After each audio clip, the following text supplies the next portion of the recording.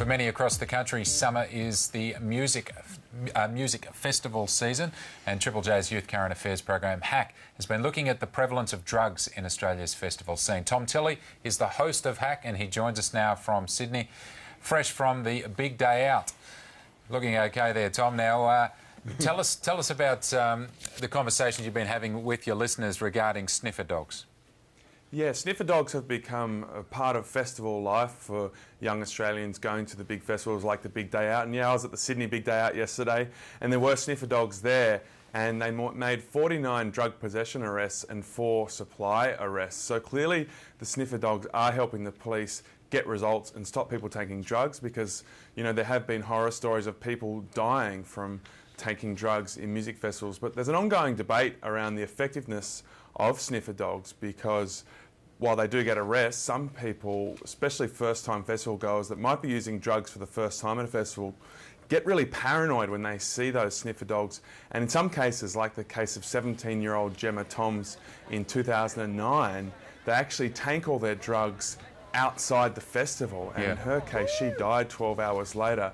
So we wanted to have that conversation with our audience about knowing your rights, knowing basically what can happen, the ramifications of being caught with drugs, so that people were informed and didn't make rash decisions that might lead to horrible situations like Gemma Toms. So, Tom, there were some people saying that they shouldn't have... some young people are saying keep the sniffer dogs away just in case some people don't panic and take their drugs. That's an extraordinary viewpoint. It's an interesting one.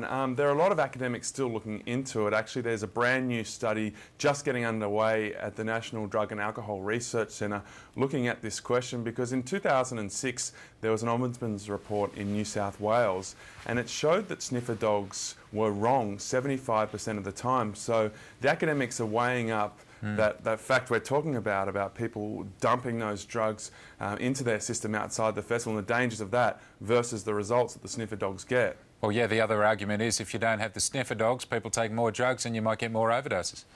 That's right. There's two very strong sides to that debate. Now, HECS for apprentices. So can you tell me about the discussion you've been having there?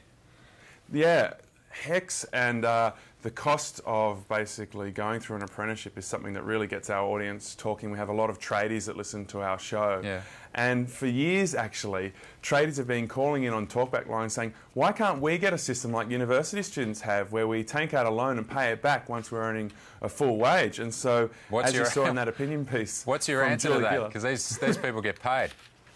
Well, that's exactly right. So we put the question to university students on our show saying, you know, how do you feel about this? Because at university you have to pay your fees and work part-time to basically get through, whereas tradies, as you rightly point out, Paul, do get paid. But tradies rang in huge numbers saying, look, it's so hard to get through a trade that this will be really welcome. And we didn't get too many complaints from the university students. Yeah, OK. So, I mean, on the face of it, it looks a bit ridiculous. They are getting money, but I guess they're saying that they're on such low pay that it might be worth them doing something else and to keep them in the trade. You look at the dropout figures, and it tells a pretty bad story for apprenticeships. Over a third of apprenticeships that start don't finish, and that's costing the economy billions of dollars. So some people would argue, and I guess this will be the case the government will make at COAG in March, that it'll be way better for the economy to lend apprentices some money throughout their apprenticeship, and then, you know, retrieve it from them as they earn full wages. Yeah, it's an interesting one. Tom Tilley, thanks for giving us your perspective of the youth of Australia this morning. Catch you later, Paul. See ya.